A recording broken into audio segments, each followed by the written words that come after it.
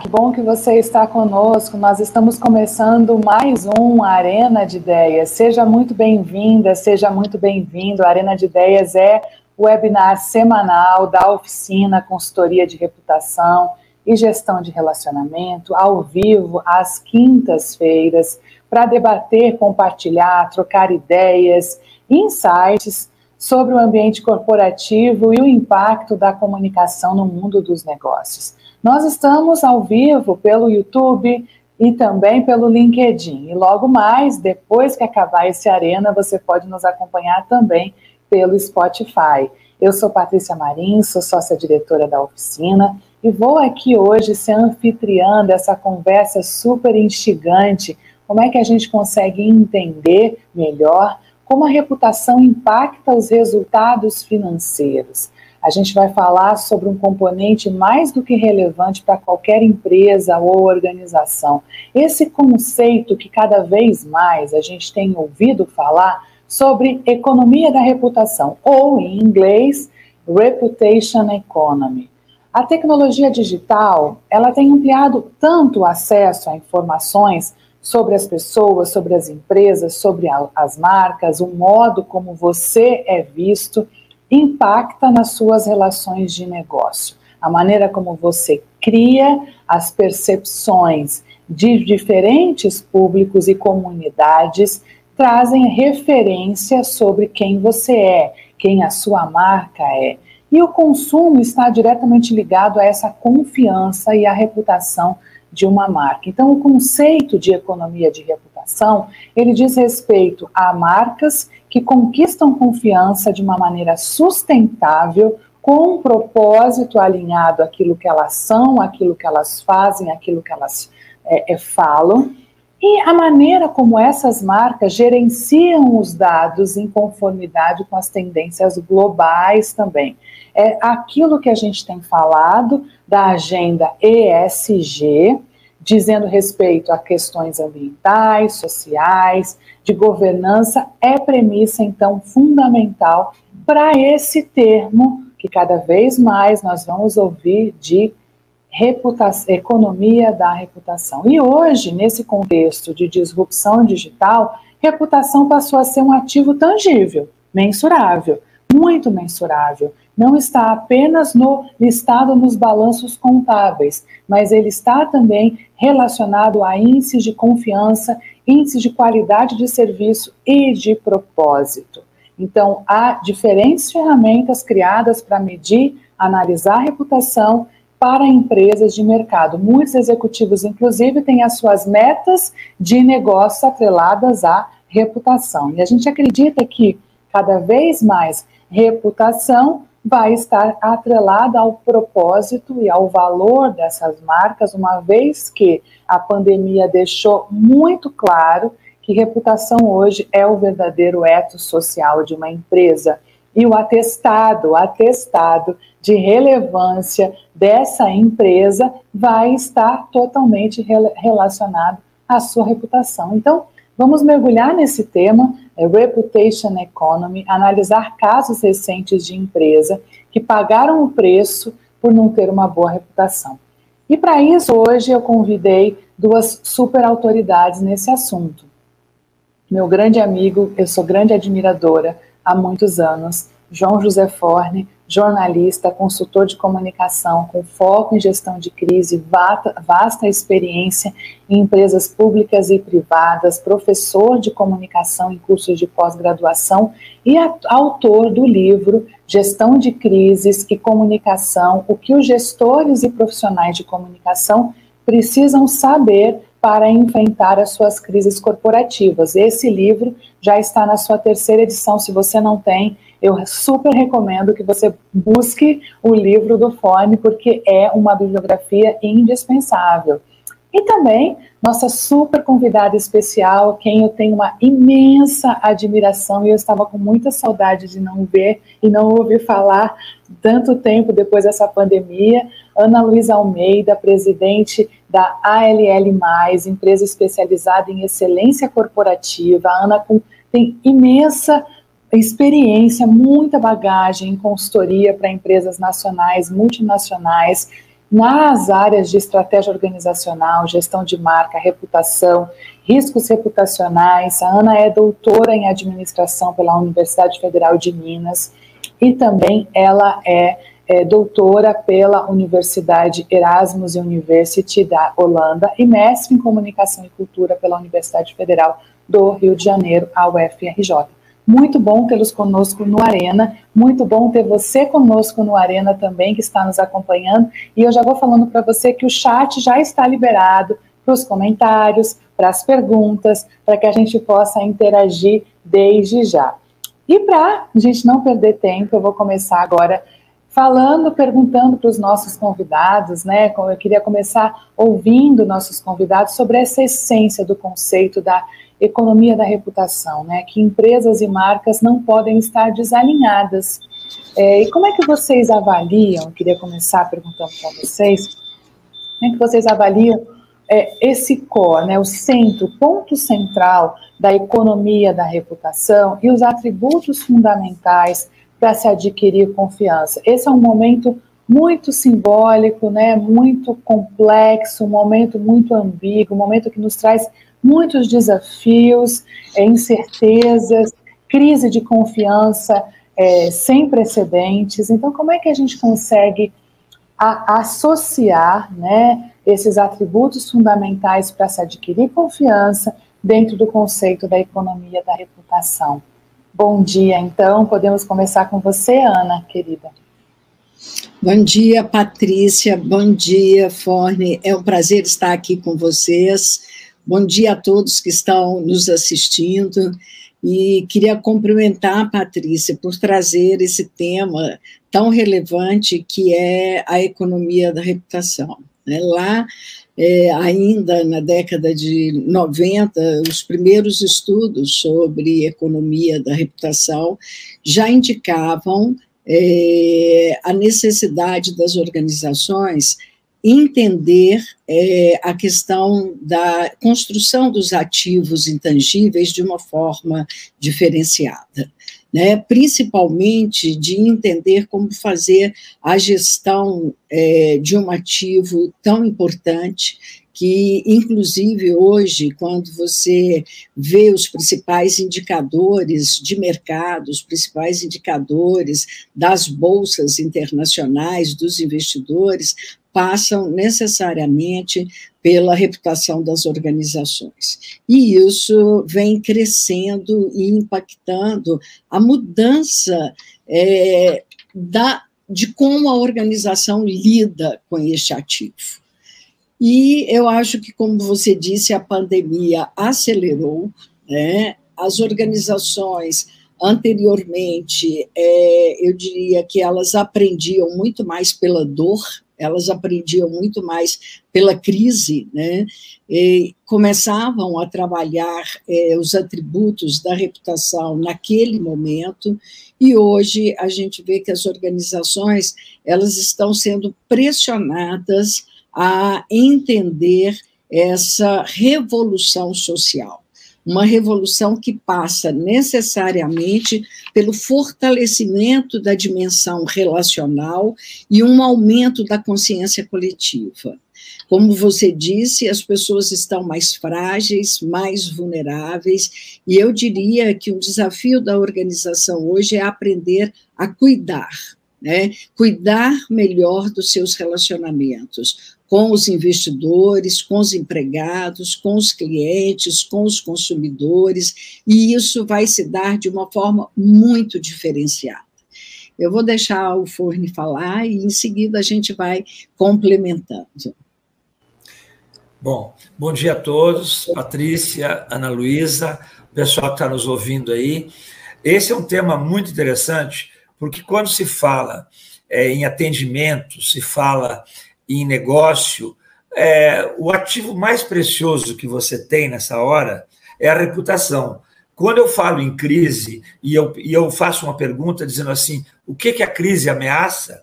E tem uma ordem vamos dizer, de grandeza, é lógico que eu sempre termino com a reputação, dizendo, olha, de todos os ativos que vocês têm, todas as ameaças que vocês têm, o ativo mais precioso que a crise atinge e bate assim no cerne, na alma, é a reputação. A reputação corporativa, e aí a pessoa que não está familiarizada pergunta o que é a reputação, para entender isso, e na verdade é uma coisa bem simples, né? Como que a reputação é formada? Pela percepção. E a percepção das empresas, elas levaram um choque agora na pandemia. Por quê? Porque as empresas que já tinham uma reputação forte, construída, por incrível que pareça, as pesquisas estão mostrando isso. Elas saíram menos chamuscadas da pandemia, conseguiram se recuperar mais rapidamente, porque elas já investiam, já tinham nesse ativo da economia, da reputação, muito bem cuidado, né? E elas conseguiram sair. Na verdade, nós estamos vivendo um momento diferente de... A Ana Luísa falou que isso começou na década de 90, com as grandes multinacionais se preocupando com isso, né?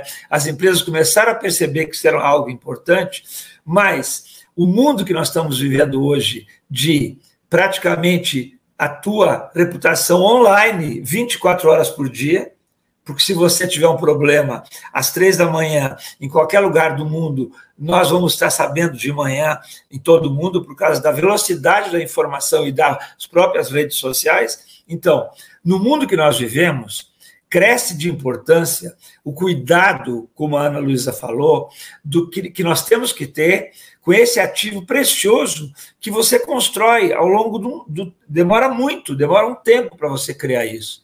E, de repente, você, por causa de um descuido com um cliente, ou com um grupo de clientes, ou com um fato qualquer, você coloca em risco esse ativo precioso, que representa, na verdade, ele tem um valor que é tangível, já é mensurável, como a Patrícia também falou, e é só a gente ver, e eu trouxe aí uns 3 exemplos, que daqui a pouco no outro intervalo a gente fala, de empresas multinacionais que tiveram abalado esse ativo precioso por causa de arranhão na reputação.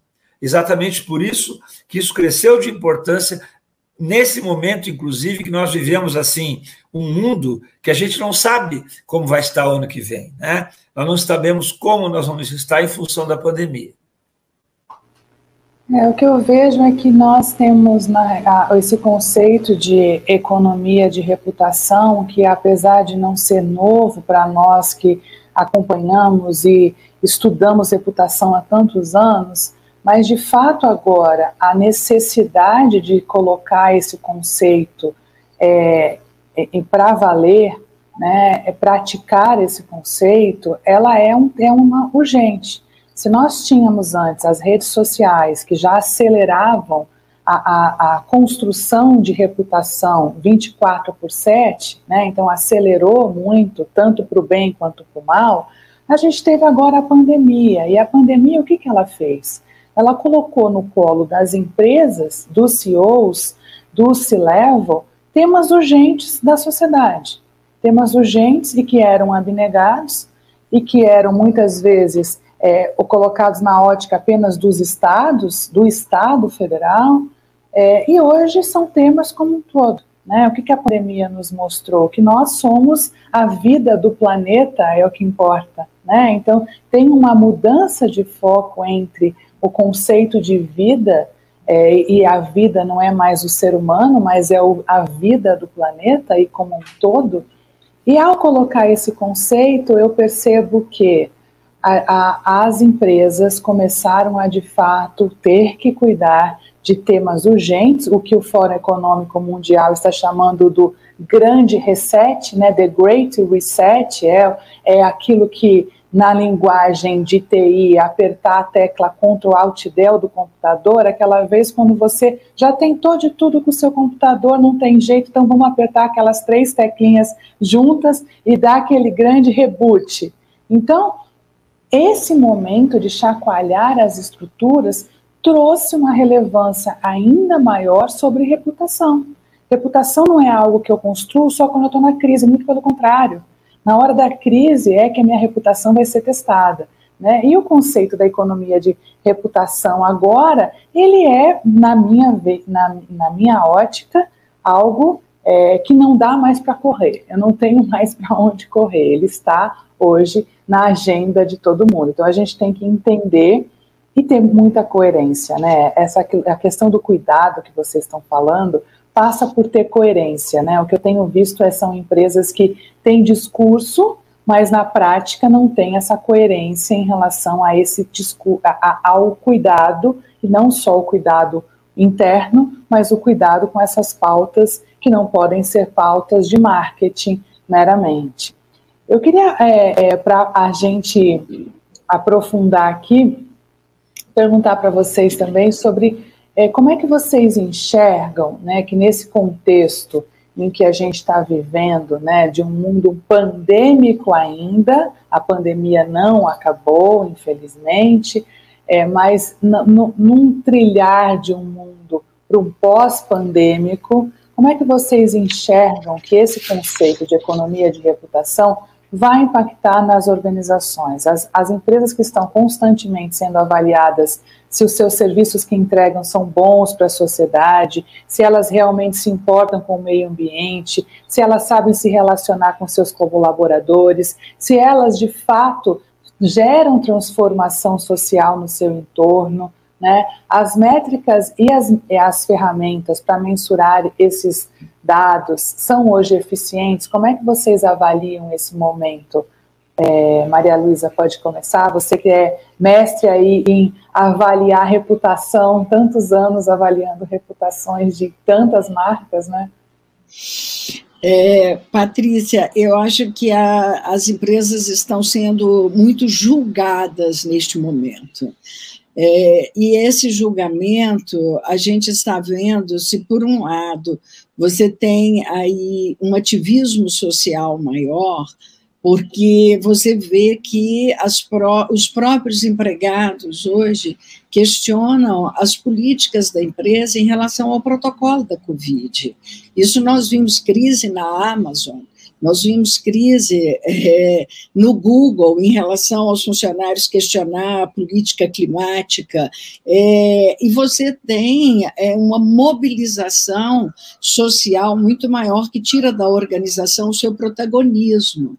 A organização tem que entender hoje que ela é parte de um contexto e não mais, ela não tem mais o direito único e exclusivo de ter a voz. E na medida que você tem o protagonismo de outros grupos, de outros stakeholders, você tem uma pressão muito maior e é uma pressão para ação aqui e agora.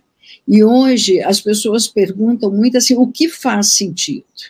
E nós vimos que várias marcas passaram a não fazer o menor sentido na nossa vida, como outras adquiriram sentido e uma importância e uma relevância muito maior. Então, a grande questão é como que eu vou me tornar relevante a partir do entendimento do que é a necessidade dos diversos grupos com os quais eu me relaciono. A organização tem a tendência de olhar muito para frestas, né? Eu falo que ela olha sempre pelos buraquinhos ou pelas caixinhas que elas têm. Então, ela olha o financeiro, ela olha aquele negócio que ela está abrindo naquele momento, ela olha a atratividade de novos talentos, ela olha a geração do fluxo de caixa, mas ela não olha numa perspectiva holística.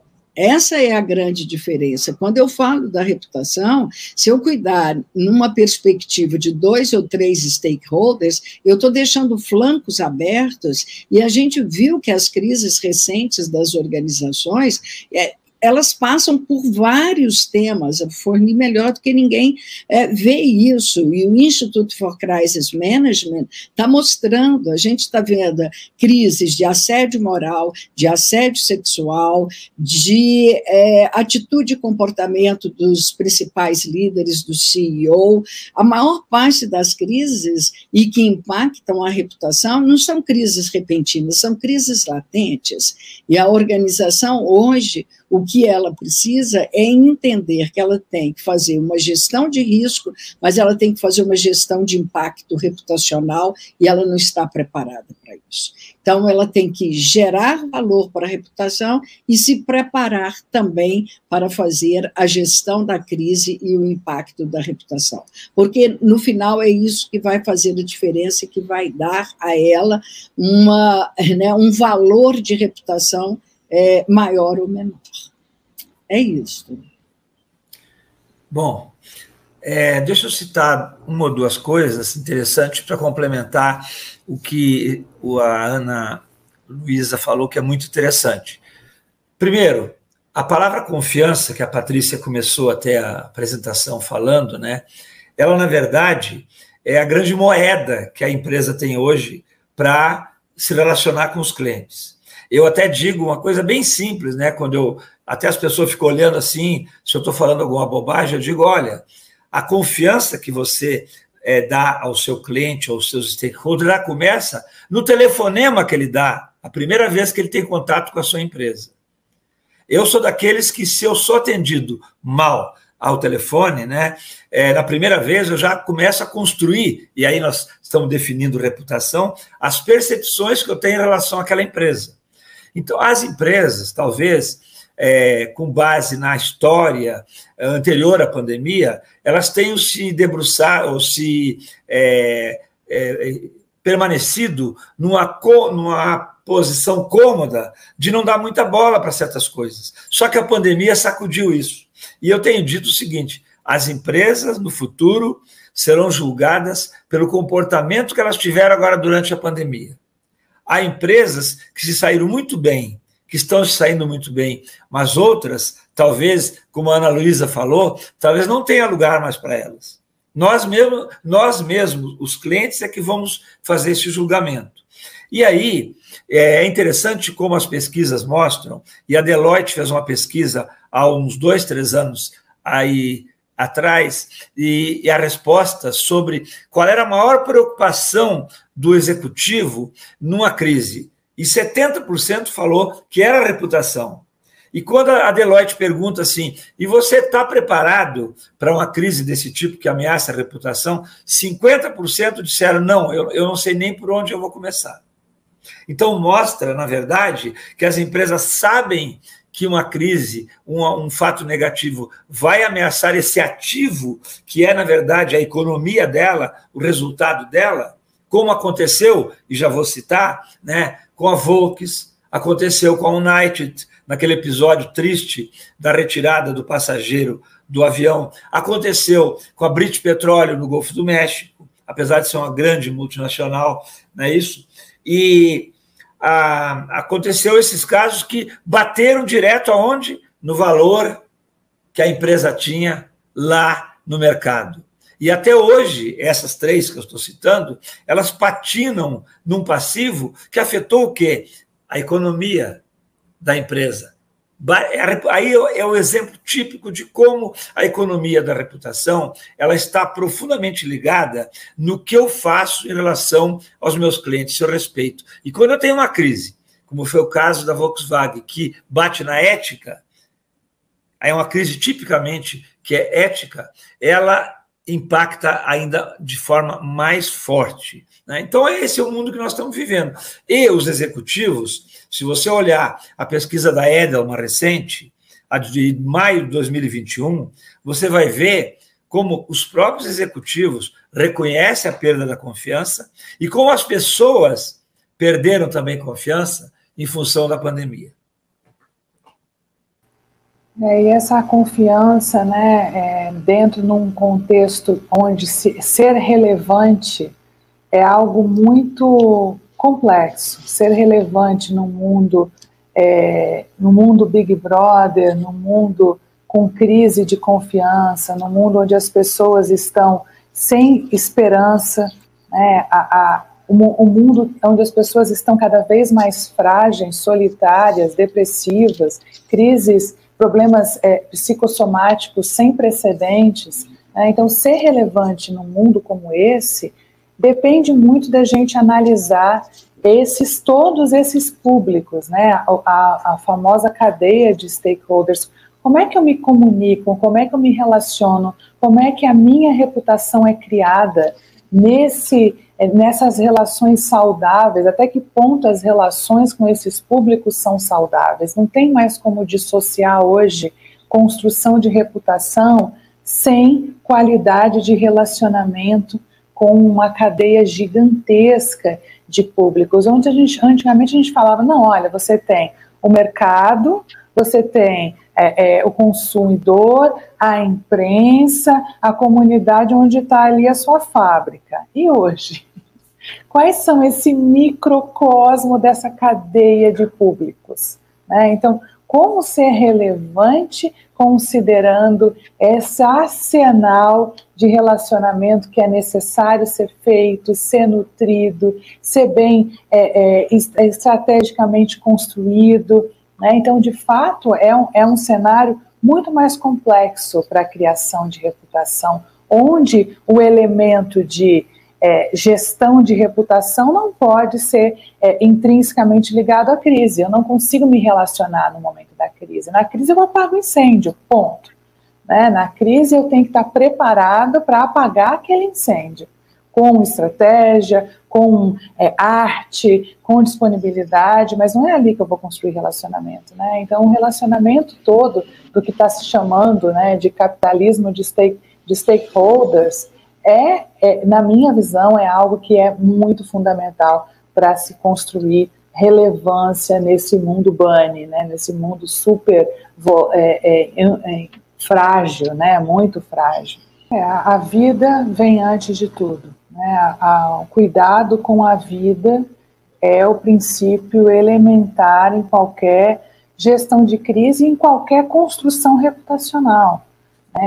Eu não cuido de nada antes de cuidar de vidas. Esse é o elemento central que as pessoas costumam se perder, geralmente. Né? Quantas crises, né, Fone, que a gente analisa e que a gente percebe que na hora tu pega para capar, você tem aqui no seu cangote o acionista, o valor, principalmente as empresas listadas em bolsa, muita preocupação com o valor de mercado da companhia e muitas vezes se perde o olhar do algo que é o essencial, que é a vida humana. A vida vem antes de tudo. Seja numa gestão de crise, é lógico, é essencial numa gestão de crise como essa que você está citando, né, Ana, a contaminação, né, mas seja na gestão do dia a dia. Eu acho fundamental. Geralmente as crises são anunciadas, a maior parte das crises são anunciadas. O conceito do cisne negro, o próprio Nassim Taleb está nos dizendo o quê? Não, olha, esse negócio que vocês estão falando de que a pandemia é um cisne negro, não é não. Eu adorei ele, não sei se vocês viram o painel dele na XP Expert, ele falou, olha, estão usando o meu livro aqui para dizer que a pandemia é um cisne negro, mas se vocês falarem com os cientistas, os principais cientistas do mundo, vocês vão ouvir que a pandemia era sim anunciada. Só estava faltando marcar a data. Né? Assim como ele fez um alerta, essas queimadas que estão acontecendo aí na América do Sul são prenúncios de outras pandemias, o Nassim Taleb nos diz. Ou seja, esse negócio de dizer que crise é cisne negro, essa crise que está acontecendo aqui é cisne negro, geralmente não é, Fone? Não é assim que a gente aprende? Não, é verdade. Inclusive nas crises que eu citei aí, é interessante que ontem eu fui pegar alguns números sobre esse que eu dei agora, né, o do impacto, até agora no caso da Volks, e descobri que agora está sendo feito o julgamento, olha gente, isso foi em 2015, 5 anos depois, 6 anos depois, os executivos, inclusive o presidente, está sendo julgado na Alemanha. Eu pensei que o nosso jurídico só que era lento, viu, Ana Luísa? Mas eu vejo que também na Alemanha é lento o jurídico.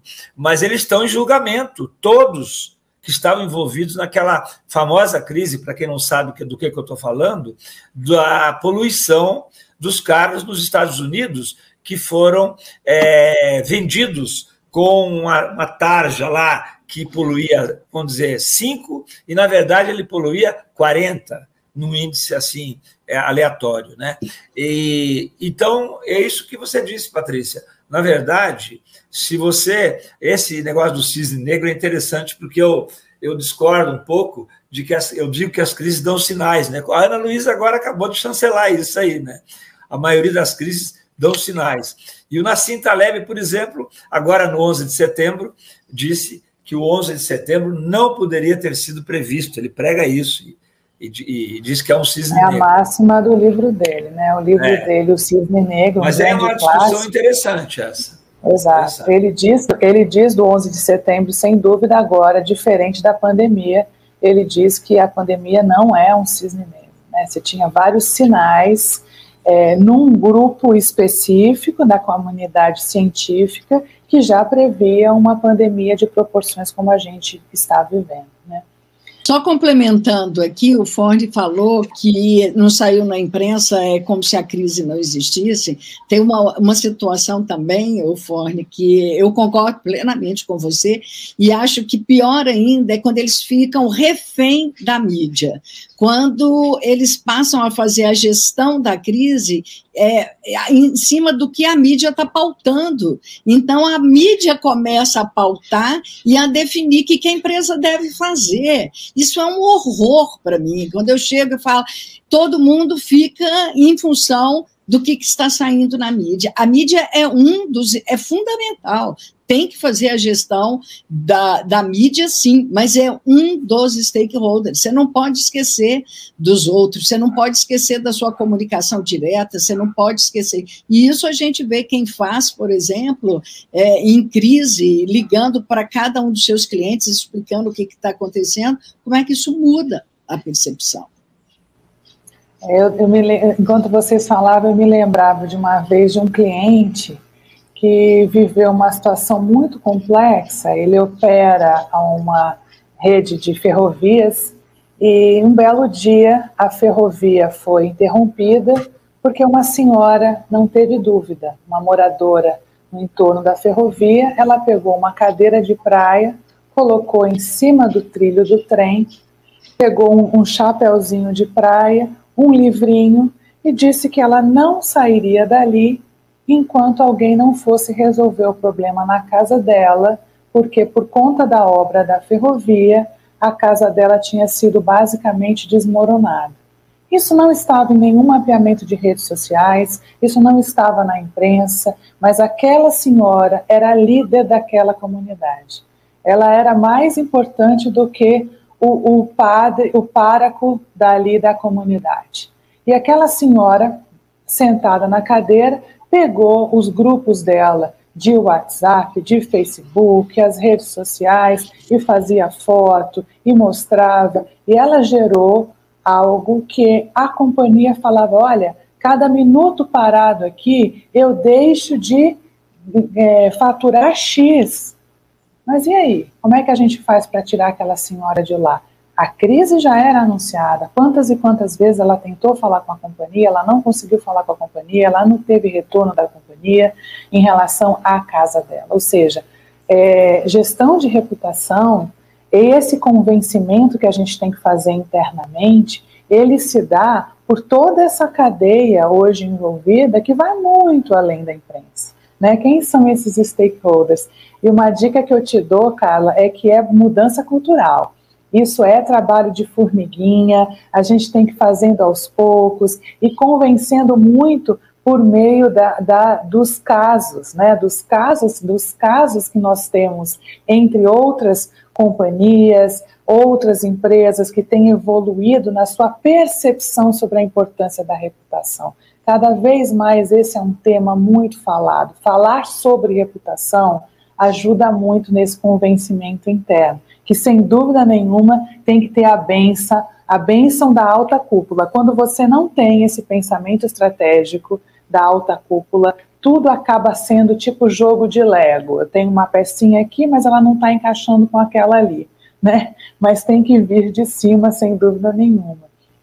Eu queria passar para vocês agora, para que vocês deem as suas considerações finais. Tem várias perguntas aqui, infelizmente uma hora passa assim, ó, pessoal. Eu queria que esse Arena fosse o dia todo, com esses feras aqui que eu estou recebendo. Que coisa boa aprender com vocês, muito além A gente tinha o tema que era economia da reputação, mas a gente falou sobre tanta coisa aqui. Muito obrigada. Forne, suas considerações finais. Bom, é importante que a gente leve em conta, inclusive, qual a área que eu atuo, porque às vezes o setor que eu atuo, ele já tem uma imagem negativa. Se eu vou dar um exemplo para vocês, eu fui atrás dessa pesquisa, desses dados, por causa dessa palestra na área de saúde. A imagem da área de saúde no exterior, na pesquisa do Barômetro Edelman, o primeiro lugar é tecnologia, a indústria que tem a melhor imagem, né, a melhor credibilidade, confiança. A saúde no exterior tem 60% de aprovação. Aí eu fui no corte do Brasil. Você sabe qual é a imagem da saúde no Brasil? É a penúltima na relação das indústrias.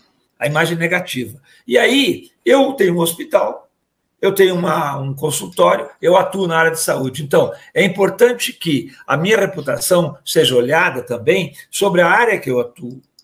Em algumas áreas estão sob ataque, inclusive, nesse momento. Ou estão no holofote. Nesse momento, no mundo, a saúde está no holofote. Então, se eu trabalho nessa área, eu tenho que estar atento, né? Eu trabalho na área financeira, é uma área também que não tem uma boa imagem.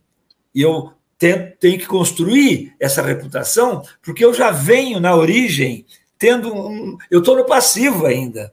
Eu tenho que inverter essa imagem que a sociedade tem sobre a minha indústria, né? Há indústrias que têm imagem positiva, então ela tem um bônus, né? E não esqueçamos, já que falamos em bônus, que hoje a Ana falou sobre a lentidão para se pronunciar e tal, né? Muitas vezes na mídia e tal, e eu digo o seguinte, nós perdemos hoje o bônus que nós tínhamos no passado para nos pronunciar. Nós não temos mais esse bônus. Acabou. Eu tenho que estar presente instantaneamente, eu responder. E para isso é que existem as empresas competentes, se eu não tiver capacidade, para procurar pessoas e empresas que me ajudem nesse momento. Eu não posso ir para a mídia de peito aberto, como está acontecendo com um certo hospital nesse momento no Brasil, né, achando que eu vou inverter a minha crise. Não. Eu acho que é por aí que a gente tem que estar olhando, né, onde eu estou, qual é a minha indústria, como é que está a imagem da minha empresa, e aí eu tenho que cuidar desse ativo que eu reputo o mais importante que eu tenho, que é a reputação. É isso mesmo, eu também reputo. Eu reputo o mais importante, e de fato é o mais importante. As pessoas falam, poxa, mas e o EBITDA? O EBITDA é resultado da sua reputação, cara pálida. Ainda não entendeu isso? Não é isso? Ana, e você? Suas considerações finais, querida? Primeiro, eu acho que eu gosto muito de uma frase do Maffesoli, que fala que essa não é uma crise sanitária, ela é uma crise civilizatória, né? E eu acredito que as organizações que entenderem que essa mudança, o que a crise vai trazer é uma mudança e um impacto sobre a forma de viver, né, a forma de lidar com as questões sociais, eu acho que a organização terá competência para se sair melhor. A gente viu recente agora as empresas que olharam para a crise e viram que nós temos o problema da violência contra a mulher, nós temos o problema da pobreza e da desigualdade no Brasil, da exclusão digital. Olhar para a sociedade e entender de que forma a sua organização pode contribuir para. Isso não é papel de governo, isso não é papel de política pública exclusivamente, é também, mas as grandes empresas têm um papel fundamental nessa atuação para construir aí juntos realmente uma visão de uma sociedade mais justa, de uma sociedade mais inclusiva, de uma sociedade para todos. Eu acho que isso mundialmente é um desafio, mas eu acho que no Brasil esse desafio é maior ainda. Então, se as empresas querem ter reputação, saiam da bolha, saiam dessa posição de arrogância, de donos da verdade, de olhar circunscritivamente para o seu entorno, né? Enfrentem as situações que o país está precisando enfrentar. Ajude o país a mudar a perspectiva de vida da sociedade como um todo. É isso. É isso aí. Que aula, hein? Que aula. Espero que você tenha aprendido muito como eu. Eu estou aqui doida para ouvir de novo esse Arena de Ideias e pegar todas as referências citadas, estudar esses cases. Muito obrigada, Forne. Muito obrigada, Ana Luísa. Grande prazer ter vocês. Voltem sempre que vocês quiserem. Sugiram também, quem está ouvindo a gente, temas para a gente trazer de novo a Ana Luísa e o Forne aqui. O Yuval Harari diz, Ana, que essa é uma crise de confiança. Ela não é sanitária. E eu acredito nisso. É uma crise de confiança. E se a crise é modo on, nós temos que usar esse caos dessa crise para utilizar toda a potência que todos nós temos para nos transformar e transformar as reputações, manter as reputações e construir reputações, aqueles itens que ainda não estão construídos com um prol maior, que é o de transformação da nossa sociedade, não é? Muito obrigada a você que esteve conosco até agora, muito obrigada aos nossos convidados, e a semana que vem a gente volta com mais um Arena de Ideias. Até lá, pessoal. Obrigada, Patrícia, obrigada, Forne, foi um prazer estar aqui com você. Estamos em constante evolução. Um mundo repleto de transformações que impactam pessoas, organizações e meio ambiente. Nosso país também passa por profundas mudanças. As pautas urgentes da sociedade precisarão ser aceleradas pelos setores público e privado para a promoção da transformação social e do desenvolvimento sustentável. Nunca foi tão importante conectar o poder público, as empresas, as pessoas e o planeta de forma genuína. Por isso, evoluímos nosso modelo de negócios para sermos a parceira estratégica para criar reputação e relacionamento com histórias e causas que transformam o país. Estamos preparados para os desafios do novo Brasil, com um time integrado de consultores e especialistas, metodologias proprietárias e conhecimento singular em comunicação estratégica e nos 3 poderes. Acreditamos que o futuro se cria a partir de conversas, conexões e da construção de confiança. Oficina. Reputação para transformar.